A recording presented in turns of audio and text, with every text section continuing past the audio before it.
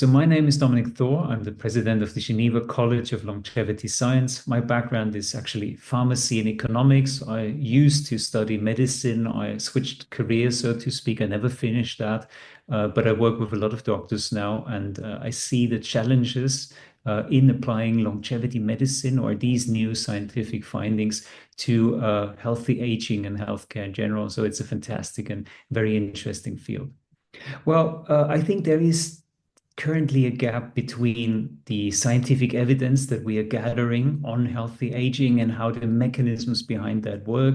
And we see that we have a lot of results, of course, from, well, let's call it animal studies, whether that's mice and worms and flies. And the question is how to apply that to humans and also how to apply that in real world settings. And this is what we set out to do, to really bring together science and practical application from bench to bedside, if you will. Well, the problem with medical education is that it's already very exhausting and containing a lot of things. When you talk about healthy aging, there are so many important factors that what we are offering is really an interdisciplinary study program. So it's integrative. We bring together so many things, biology, prevention, medicine, diagnostics, technology, with AI being so important to make sense of all that data that we are gathering. We're also asking questions how to finance that, on a not just personal level, but societal one. So it's really something that is, I would say, extensive, and it's all right. It's integrative. Our faculty consists of people of many different backgrounds, from pharmacy to medicine to psychology to nutrition or exercise, all these factors that are important. And it's a framework for extending health span, not just treating disease. So it's a bit different than traditional medicine.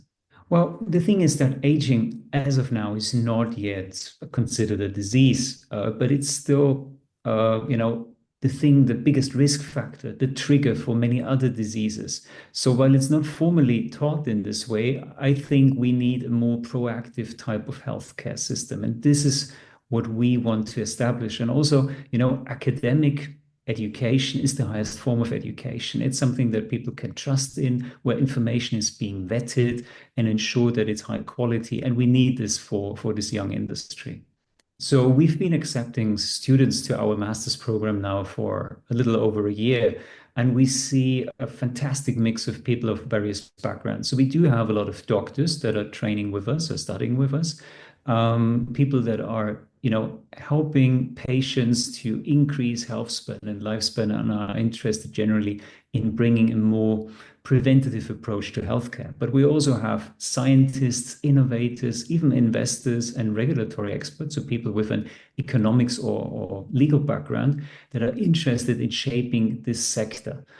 So it's a really interesting mix, and a lot of these people are very accomplished because all our students are working. So they are running clinics, they are building companies, from startups to larger companies. They are working in things like skincare, actually, wellness, beauty, because it's this piece of science really applies to a lot of different industries. So it's an interesting ecosystem to be in, for sure. Well, I think there are some initiatives to get this going. I think it's difficult at the moment. The beginning is always difficult. It's like the creation of public health as an academic science.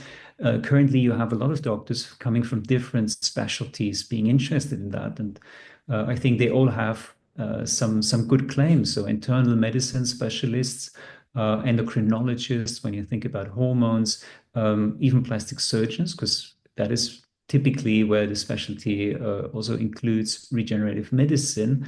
Then you have oncologists, and a lot of the diagnostic tools that we're using now are actually coming from an oncology background. So currently, it's a lot of different experts working together in this field.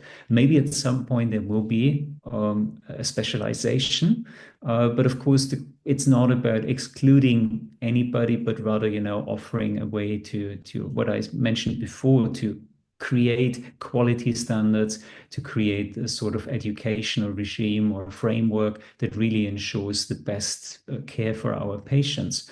And I think academic education has to be the legitimate basis for that. So in a way, we are sort of supporting this, but of course, the future will see a lot of initiatives in different countries, and it's not going to be something that's happening overnight or globally. It will be different in different parts of the world.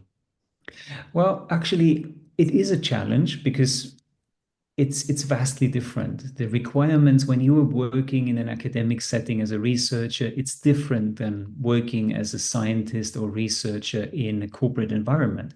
As we see it now, a lot of the funding for this kind of research comes from private institutions. This is why we also welcome a number of scientists and researchers that may have a prior academic background, but are now working for companies as faculty lecturers, because it's so interesting for our students to see how these findings are being applied, in a practical setting.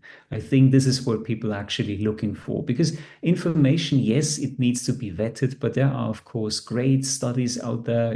If you are an expert in reading scientific journals, you will find a lot of information out there. But what's really important to our students is also building a network, exchanging notes, see how others do it.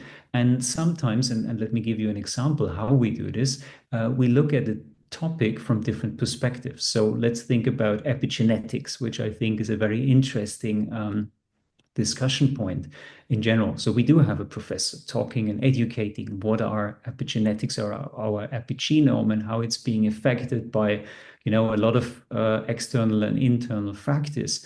But then we also have somebody who's talking about how to use epigenetics to sort of create an aging clock, as imperfect as they may still be.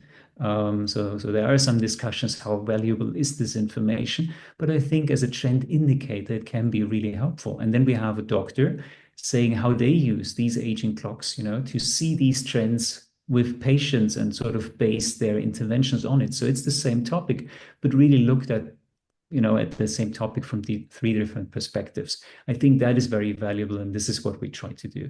I think this is so important, and education is really the basis for it all. I mean, don't get me wrong, there are people out there that provide great information, and they do it in very, well, let's call it modern channels, right? So they can do it on social media, etc. But the problem is typically attention span and time. So in order to become popular on social media, typically nowadays you do short videos. Well, there is only so much you can tell about a complex topic as longevity, or any of the things that are related, in a super short video. And also the same, of course, for a nice podcast discussion. But if you don't have the possibility for students or people listening in to really fact check what's being said, I mean, they mention some studies, but you can't find them, you don't have references. This is not the kind of education that I think could be considered high quality. It's informative, it's great that it's out there. I think a lot of people can gain something from that, but it's hard for them to differentiate. Is that a credible source? Who is the guy talking? Is that really an expert, or is it just somebody who read a few lines about it before doing the podcast or the TikTok recording? So yes, structured education is extremely important because it creates actually safety for patients, but it also empowers the professionals working in this space, giving them the good feeling that they provide the best possible care to their consumers, patients, whatever.